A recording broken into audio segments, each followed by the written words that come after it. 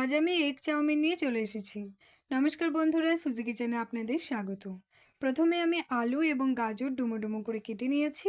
এবার এটাকে আমি সিদ্ধ করতে দেব। তবে ফুল সিদ্ধ করলে চলবে না, কারণ ফুল সিদ্ধ করলে গলে যেতে পারে, তাই হাফ সিদ্ধ করতে হবে।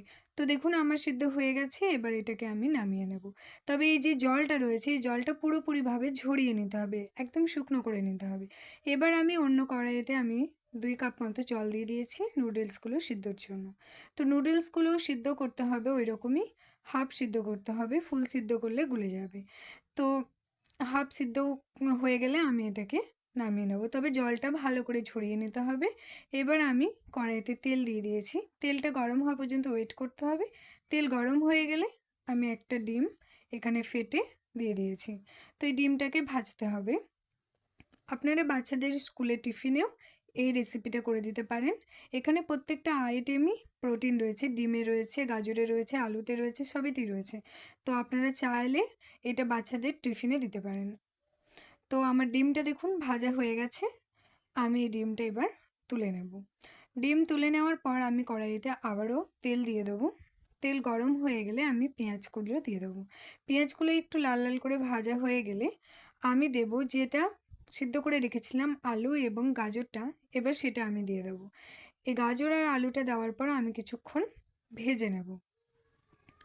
কিছুক্ষণ ভেজে নেওয়ার পর আমি এখানে মশলা দেব। দেখুন কি সুন্দর করে সিদ্ধও হয়েছে একদম হালকা। তো এটা আমি একটু ভালো করে ভেজে নেব। ভেজে নেওয়ার পর আমি এখানে আবার মশলা দেব। আপনারা অবশ্যই একবার ট্রাই করবেন এই রেসিপিটা, বাচ্চাদের জন্য তো স্পেশালি করবেন, খুব ভালো লাগবে আর খুব পছন্দও করবে দেখবেন। তো আমি এখানে হাফ চা চামচের থেকেও কম একটু লঙ্কা গুঁড়ো দিয়েছি, আর হাফ চা চামচের থেকেও কম আমি এখানে গোলমরিচের গুঁড়ো দিয়েছি। তো এবার আমি নুডলসগুলো দিয়ে দেবো। নুডলসগুলোর সাথে আমি ডিমগুলোও দিয়ে দেবো। তারপরে এটাকে আমি আবারও কিছুক্ষণ নেড়ে চেড়ে নেব। দেখুন কি সুন্দরভাবে হয়েছে, একদম অসাধারণ লাগছে দেখতে। তো এবার আমি দিয়ে দেবো 1 টেবিল চামচ ভিনেগার এবং সয়া চিলি সস, হাফ চামচ। তো এরপর আমি দিয়ে দেবো চাউমিনের যে ম্যাগিতে যে মশলাটা থাকে সেই মশলাটা। তারপরে আমি এটাকে ভালো করে আবারও ভেজে নেব। দেখুন কি সুন্দর করে ভাজা হয়েছে, অসাধারণ লাগছে দেখতে। এবার আমি দিয়ে দেবো কিছু কাঁচা লঙ্কা কুচি। এটা আপনি বাচ্চাদের জন্য যখন বানাবেন তখন কাঁচা লঙ্কা বা শুকনো লঙ্কার গুঁড়ো নাও দিতে পারেন।